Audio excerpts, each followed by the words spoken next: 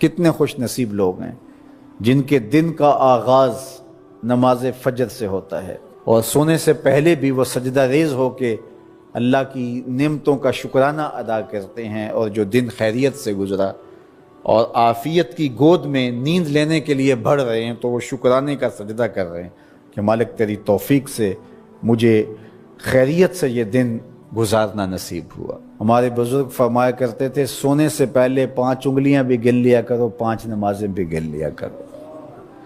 اگر 5 نمازیں پوری ہیں تو اللہ کا شکر ادا کیا کرو کہ تمہیں توفیق اس نے عطا کی۔ اللہ اکبر۔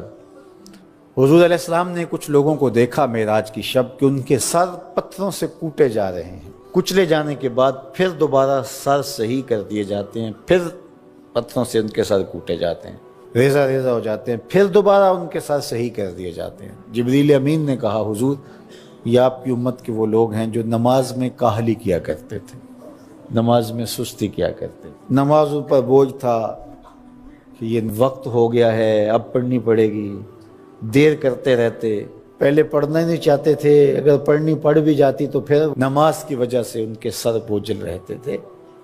آج ان کے وہ سر کوٹے جائیں گے۔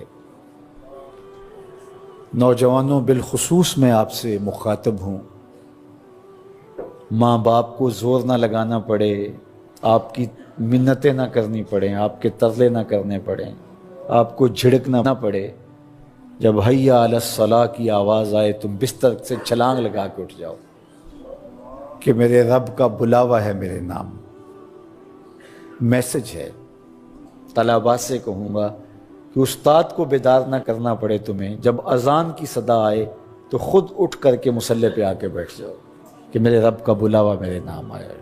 اپنے ہم عمر لوگوں سے کہوں گا طبیعت کی کمزوریوں کے باوجود رب کے بلاوے پہ مصلی پہ بیٹھ جاؤ۔ نماز کا چھٹکارا نہیں ہے، رستگاری نہیں ہے۔ زکوٰۃ نصاب پہ واجب ہوتی ہے، حج استطاعت پہ واجب ہوتا ہے، روزہ صحت کے ساتھ مشروط ہے، اگر شیخ فانی ہے یا ایسی بیماری ہے روزہ نہیں رکھ سکتا فدیہ دے دے۔ مسافر کو چھوٹ ہے، بیمار کو چھوٹ ہے کہ وہ دیگر ایام میں اس کی قضا کر لے، لیکن نماز کی چھوٹ نہیں ہے۔ بیمار ہے تب بھی پڑھے گا، صحت مند ہے تب بھی پڑھے گا، حضر میں ہے تب بھی پڑھے گا، سفر میں ہے تب بھی پڑھے گا۔ بالغ کے اوپر نماز کی کسی صورت میں بھی رخصت نہیں ہے۔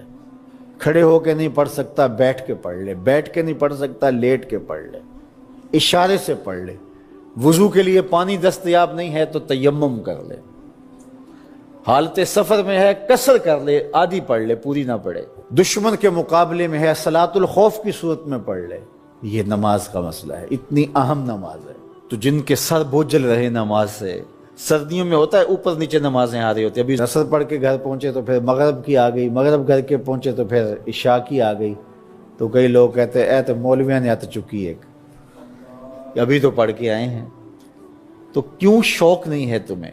ایک نماز کے بعد وہیں بیٹھ کے دوسری نماز کے انتظار میں مسجد میں قیام کرنے والا، اللہ اکبر، فرشتے ناز برداریاں کرتے ہیں۔ مسجد میں صحابہ بیٹھ جاتے ہیں، ایک نماز پڑھی اب دوسری پڑھ کے جائیں گے، دوسری پڑھی تو اب تیسری پڑھ کے جائیں گے، اور جب نماز کا وقت آتا تو وہ انتظار کرتے کہ ابھی تک اذان نہیں ہوئی۔ اور حضور جب حضرت بلال حبشی رضی اللہ تعالی عنہ کو اذان کے لیے کہتے تو کہتے ارحنا یا بلال، بلال اٹھو ہمارے دل کو راحت پہنچاؤ۔ آنکھوں کی ٹھنڈک قرار دیا نا نماز کو، جعلت قرۃ عینی فی الصلاۃ، میری آنکھوں کی ٹھنڈک نماز میں رکھی گئی ہے۔ تو یہ دل کا قرار ہے، راحت قلب محمد ہے صلی اللہ وآلہ وسلم۔ اللہ اکبر، یہ معراج کا تحفہ خاص ہے جو ہمیں نصیب ہوا۔